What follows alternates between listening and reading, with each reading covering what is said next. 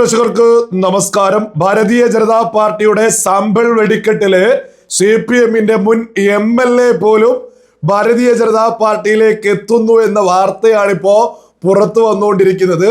നമ്മൾ കഴിഞ്ഞ വീഡിയോയിൽ തന്നെ പറഞ്ഞതാണ് വളരെ വ്യക്തമായിട്ട്.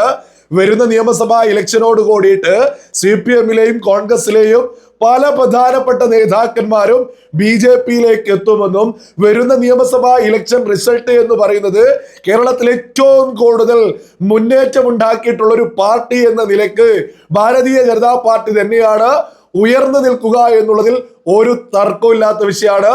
നിങ്ങൾ മലയാളം അറിയില്ല, അങ്ങനെയാണ് ഇങ്ങനെയാണ് എന്നൊക്കെ പറഞ്ഞ രാജീവ് ചന്ദ്രശേഖരന്റെ നീക്കത്തിൽ ഇപ്പോ കേരളത്തിലെ ഇടതിനോ വലതിനോ പിടിച്ചു നിൽക്കാൻ സാധിക്കുന്നുണ്ടോ? അദ്ദേഹം കൃത്യമായിട്ട് പറഞ്ഞതല്ലേ, മലയാളം പറയാനും അറിയാം, മുണ്ടൊടുക്കാനും അറിയാം, വേണമെങ്കിൽ തെറി വിളിക്കാനും അറിയാം എന്നൊക്കെ രാജീവ് ചന്ദ്രശേഖർ കൃത്യമായിട്ട് കേരളത്തിന്റെ പൊതുസമൂഹത്തോട് പ്രത്യേകിച്ച് ഇടത് വലത് നേതാക്കന്മാരോട് കൃത്യമായിട്ട് അങ്ങ് പറഞ്ഞ സമയത്ത് ഇവരുടെയൊക്കെ സോഷ്യൽ മീഡിയയിലെ ആളുകൾ രംഗത്തെത്തിയിട്ട് വലിയ ട്രോളൊക്കെ ഉണ്ടാക്കിയിരുന്നു. അവരൊക്കെ ഇപ്പോ എന്തു പറയുന്നു? CPM-ന്റെ മുൻ MLA S രാജേന്ദ്രനെ പോലും ഈ വരുന്ന നിയമസഭാ ഇലക്ഷനുമായി ബന്ധപ്പെട്ട് ഭാരതീയ ജനതാ പാർട്ടിയുടെ പാളയത്തിലേക്ക് എത്തിച്ചിരിക്കുന്നു. അദ്ദേഹം പറയുന്നതിന്റെ ചെറിയൊരു ഭാഗം ഞാൻ ഇവിടെ കൊടുക്കാം, നിങ്ങൾ അതൊന്ന് കേട്ടു നോക്കൂ. പ്രഖ്യാപനങ്ങളൊന്നും നടത്തിയിട്ടില്ല, ഇതേ ഉള്ളൂ കാര്യം. കണ്ടിരുന്നു, സംസാരിച്ചിരുന്നു എന്നുള്ളത് ശരിയാണ്. നമ്മളും ചില കാര്യങ്ങൾ പറഞ്ഞിട്ടുണ്ട്. വ്യക്തിപരമായി സ്ഥാനമാനങ്ങളോ അല്ലെ പിന്നെ മത്സരമോ അങ്ങനെയൊന്നും ആവശ്യപ്പെട്ടിട്ടുണ്ട്. മത്സരിക്കാൻ ഉദ്ദേശിച്ചിട്ടില്ല. ആ മത്സരം നേരത്തെയും പണ്ടും അങ്ങനെയൊക്കെ തന്നെ. നേരത്തെ 2016 ഞാൻ ഒഴിവാക്കാമെന്ന് പറഞ്ഞതാണ്. പിന്നെ ചില സാഹചര്യങ്ങളിൽ ചിലത് വന്നുപോയി. നമ്മളിപ്പോൾ അതിലേക്കൊന്നും കടക്കുന്നില്ല. വ്യക്തിപരമായി ഒരു നേട്ടത്തിനോ ഒരു തെരഞ്ഞെടുപ്പിന് വേണ്ടിയോ സ്ഥാനമാനത്തിന് വേണ്ടിയോ പ്രവേശനം ആഗ്രഹിക്കുന്നു. നിങ്ങൾ കേട്ടില്ലേ? വ്യക്തിപരമായിട്ടോ സ്ഥാനമാനങ്ങൾക്കോ അല്ല വന്നിട്ടുള്ളത് എന്ന് S രാജേന്ദ്രൻ വ്യക്തമാക്കിയിട്ടുണ്ട്. എന്നാൽ ഇത് കോൺഗ്രസ്സുകാർക്ക് വലിയ എതിരാ. ഇത് CPM-മാർക്ക് മാത്രമൊന്നല്ല, കോൺഗ്രസ്സുകാർക്ക്, മുസ്ലിം ലീഗ്, സകല BJP വിരുദ്ധ ആളുകളും ഞെട്ടിത്തരിച്ചിരിക്കുക. ഇപ്പൊ അവിടെയും ഇവിടെയൊക്കെ ആയിട്ട് ഓരോരുത്തരും ഈ രംഗത്തെത്തിയിട്ട് വിളിച്ചു പറയൽ തുടങ്ങിയിട്ടുണ്ട്. ഓ, ഇത് പുറത്താക്കിയതാണ്, അങ്ങനെയാണ് ഇങ്ങനെയാണ്, ഇത് പ്രശ്നമായിട്ട് മുമ്പേ ഉള്ളതാണ്. അല്ല, ലളിതമായിട്ടുള്ള ചോദ്യ. BJP-യിൽ നിന്ന് ആരെങ്കിലും ഏതെങ്കിലും ഒരു സീറ്റ് മോഹിയെ അല്ലെങ്കിൽ ഏതെങ്കിലും ഒരു കസാര കിട്ടാത്തവരെ ഈ പറയുന്ന UDF-ലോ LDF-ലേക്കൊക്കെ പോവുകയാണെങ്കിൽ എന്തൊക്കെ ബഹളം, എന്തൊക്കെ ആവേശമായിരുന്നു ഇവിടുത്തെ സകല മാധ്യമങ്ങൾക്കോ സകല ആളുകൾക്കോ. ഇപ്പൊ പറയാണ്, ഓ S രാജേന്ദ്രനെയൊക്കെ ഞങ്ങള് മുമ്പേ അങ്ങനെയാക്കിയിട്ടുണ്ട് ഇങ്ങനെയാക്കിയിട്ടുണ്ട് എന്നൊക്കെ. ഞാൻ കുറച്ച് ഉദാഹരണങ്ങളൊന്ന് മുന്നോട്ട് വെക്കാം. ആദ്യത്തെ കമന്റ് ആണ്, പാർട്ടി പുറത്താക്കിയ കരിങ്കാലിയല്ലേ ഭാഗ്യം, MLA ആവുന്നതിന് മുമ്പ് പുറത്താക്കി എന്ന് പറയാത്തതേ. അടുത്ത കമന്റ്, കള്ളന്മാരും കൊള്ളക്കാരും പടിക്ക് പുറത്ത്. അതെ, CPM വിട്ടു കഴിഞ്ഞാൽ കള്ളത്തരം കൊള്ളത്തരം ഒക്കെ കണ്ടിട്ട് അതിൽ നിൽക്കാൻ ഒരു സാധ്യതയില്ല. നിന്നാൽ കള്ളത്തരം പറഞ്ഞ് മരിക്കുന്നത് വരെ മുന്നോട്ട് പോവേണ്ടി വരുമെന്ന് തിരിച്ചറിഞ്ഞ് ഓരോ ആളുകള് പാർട്ടി വിടുമ്പോ, ഏതെങ്കിലും ആളുമല്ല, മുൻ MLA പാർട്ടി വിടുമ്പോ ഓ കള്ളന്മാര് കൊള്ളക്കാർ നാടല്ലേ ഉമ്മാർക്കുന്നു. അടുത്തവന്ന, കുറെ കാലമായി CPM-ൽ പുറത്തായിട്ട് ഇതുവരെ BJP-യിൽ എത്തിയില്ലേ? എന്താണല്ലേ ഒരു മുൻ MLA പോകുമ്പോ ഇത് നിങ്ങൾ കോൺഗ്രസിന്റെ അതേ രീതിയിലേക്കപ്പോ കോൺഗ്രസ് രാജ്യവ്യാപകമായിട്ട് ആര് പാർട്ടി വിട്ടാലും ആര് കോൺഗ്രസിലേക്ക് പോയാലും ഒരൊറ്റ അടിക്ക് വിളിച്ചു പറയോ, ഓ ആര് പോയാലും പാർട്ടിക്ക് ഒരു ചുക്കില്ല, ഇത് പോയില്ലേ, എന്തേ പോവാത്തത്? ഇതായിരുന്നു കോൺഗ്രസ് രാജ്യത്തുടനീളം വിളിച്ചു പറഞ്ഞത്. ഇന്ന് കോൺഗ്രസ്സുകാരനായിട്ടുള്ള ആളുകളാണ് ഇന്ന് BJP-യില് മുഖ്യമന്ത്രിമാര് പോലും കോൺഗ്രസിന്റെ അട്ടം നോക്കി നിൽക്കുക.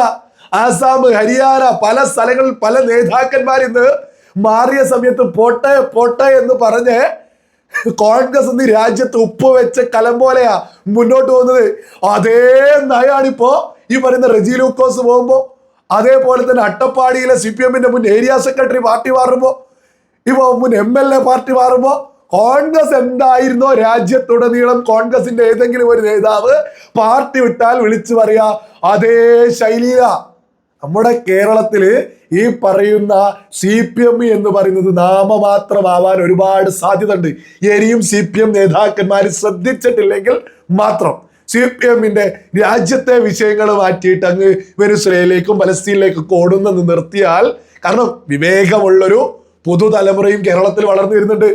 അവർക്ക് കൂടി ഉൾക്കൊള്ളാൻ പറ്റുന്ന കാര്യങ്ങൾ CPM ഇനി മുന്നോട്ട് വെച്ചിട്ടില്ലെങ്കിൽ കോൺഗ്രസ് രാജ്യത്ത് എന്താണോ സംഭവിച്ചത് അതേപോലെ ആവൂ. കേരളത്തിൽ ഒരു മാറ്റം ഉണ്ടാവും എന്നുള്ളതിൽ ഒരു തർക്കവും വേണ്ട. കേരളം ഭാരതീയ ജനതാ പാർട്ടി അധികാരത്തിലേക്ക് കേരളത്തിൽ ഭാരതീയ ജനതാ പാർട്ടി അധികാരത്തിലേക്ക് എത്തും എന്നുള്ളതിലൊന്നും ഒരു സംശയം ആർക്കും വേണ്ട. ഇതൊന്നും വെറുതെ പറയല്ല. ഈ 2026 കണക്കനുസരിച്ച് കഴിഞ്ഞ തദ്ദേശ തെരഞ്ഞെടുപ്പിൽ 36 സീറ്റുകളിൽ നിയമസഭാ മണ്ഡലങ്ങളിൽ ഭാരതീയ ജനതാ പാർട്ടിക്ക് 30,000-ലധികം വോട്ടുകളുണ്ട്. 30,000-ലധികം വോട്ടുകൾ. ഈ സ്ഥലങ്ങളിലൊക്കെ തന്നെ ഒരു നല്ല സ്ഥാനാർത്ഥികളെ വെച്ച് കഴിഞ്ഞാൽ സുരേഷ് ഗോപി വന്ന് 2 ലക്ഷത്തിലധികം വോട്ട് പിടിച്ച കണക്കല്ല കേട്ടോ പറയുന്നത്.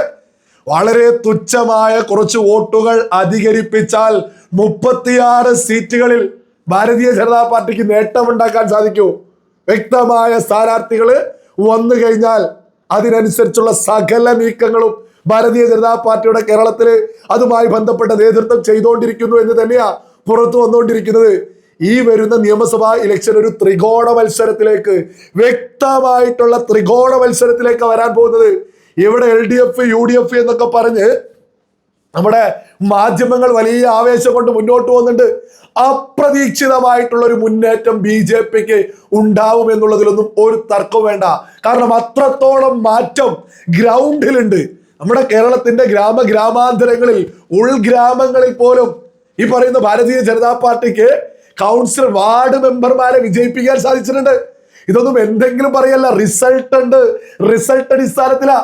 ഇപ്പൊ തന്നെ ഈ നിയമസഭാ ഇലക്ഷന്റെ ചൂടെടുത്തോണ്ടിരിക്കുമ്പോ നിങ്ങൾ മലയാളം അറിയില്ല, നിങ്ങൾ പ്രൊഫഷണൽ ആളുകളൊന്നും കേരളത്തിലെ രാഷ്ട്രീയത്തിന് നടക്കില്ല എന്നൊക്കെ പറഞ്ഞ ഈ രാജീവ് ചന്ദ്രശേഖരൻ നിങ്ങളൊക്കെ തോന്നിയതുപോലെ വിളിച്ചു പറഞ്ഞു. ആ രാജീവ് ചന്ദ്രശേഖരന്റെ നേതൃത്വത്തില് ഭാരതീയ ജനതാ പാർട്ടി കേരളത്തില് പുതിയ ചരിത്രമാണ് സൃഷ്ടിച്ചുകൊണ്ടിരിക്കുന്നത്. തലസ്ഥാന നഗരി പോലും ഭാരതീയ ജനതാ പാർട്ടി ഇന്ന് അധികാരത്തിലെത്തി രാജീവ് ചന്ദ്രശേഖരന്റെ നേതൃത്വത്തില് വലിയ മുന്നേറ്റം കേരളത്തിൽ ഉണ്ടായിക്കൊണ്ടിരിക്കുക. കൃത്യമായിട്ട് എവിടെയാണോ വിജയിക്കാൻ സാധ്യത അവിടെ കൃത്യമായ പണി നടക്കുന്നുണ്ട്. കഴിഞ്ഞ തദ്ദേശ തെരഞ്ഞെടുപ്പില് കേരളത്തിലുടനീളം എവിടെ കാണുന്നില്ല എന്നൊക്കെ പറഞ്ഞ ആളുകള് തദ്ദേശ തെരഞ്ഞെടുപ്പിന്റെ റിസൾട്ട് വന്ന സമയത്ത് രാജീവ് ചന്ദ്രശേഖർ എന്താണ് എന്നങ്ങ് തിരിച്ചറിഞ്ഞ് അതേപോലെ തന്നെയാണ് സംഭവിക്കാൻ പോകുന്നത്. ഈ രാജേന്ദ്രനിൽ നിന്നോ അല്ലെങ്കിൽ ഒരു മുൻ CPM MLA-യിൽ നിന്നോ ഈ പറയുന്ന ഒരു മുൻ ഏരിയ സെക്രട്ടറിയിൽ നിന്നോ ഒരു നിരന്തരം ചാനൽ ചർച്ച നടത്തുന്ന ഒരു CPM നേതാവിൽ നിന്നോ ഒന്നും ഇങ്ങ് അവസാനിക്കാൻ പോകുന്നില്ല. ഒരു നിര തന്നെ. കോൺഗ്രസ്സുകാർ ഇത് കണ്ട് ആഹ്ലാദിക്കേണ്ട. CPM-ൽ നിന്ന് മാത്രമല്ല, കോൺഗ്രസിൽ നിന്ന് പോലും കൃത്യമായിട്ട് നമ്മൾ കഴിഞ്ഞ വീഡിയോയിൽ കൃത്യമായിട്ട് പറഞ്ഞതാണ്. വളരെ വലിയ പ്രധാനപ്പെട്ട നേതാക്കന്മാർ BJP-യിലേക്ക് എത്തുമെന്നുള്ളതിൽ ഒരു തർക്കവും വേണ്ട. ഈ നിയമസഭാ ഇലക്ഷനുമായി ബന്ധപ്പെട്ട് അതേപോലെ തന്നെ അതിനനുസരിച്ചുള്ളൊരു വലിയ റിസൾട്ട് തന്നെയാണ് ഭാരതീയ ജനതാ പാർട്ടിക്ക് ഇത്തവണ നിയമസഭാ ഇലക്ഷനിൽ ഉണ്ടാവാൻ പോകുന്നത് എന്നുള്ളതിൽ ഒരു തർക്കവും ആർക്കും തന്നെ വേണ്ട.